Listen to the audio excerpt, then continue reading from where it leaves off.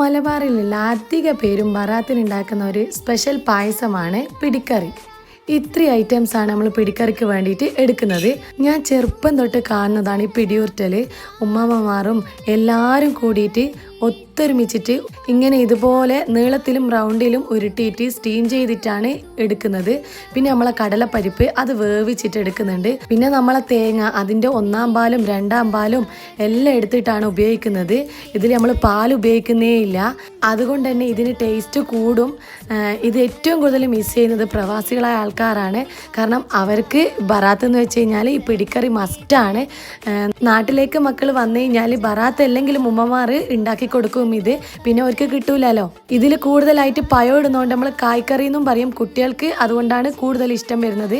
ബറാത്തിന് ഇങ്ങനെ വെച്ചിട്ട് നമ്മൾ അയൽവാസികൾക്ക് കൊടുക്കും. ഇതിൻ്റെ ഡീറ്റെയിൽ ആയിട്ടുള്ള വീഡിയോ ഞാൻ ഇതിൻ്റെ കൂടെ തന്നെ ഇട്ടിട്ടുണ്ട്. നിങ്ങൾ എന്തായാലും ഒന്ന് കാണണം. നിങ്ങൾക്ക് എന്തായാലും ഇഷ്ടപ്പെടും. നമ്മുടെ കണ്ണൂർ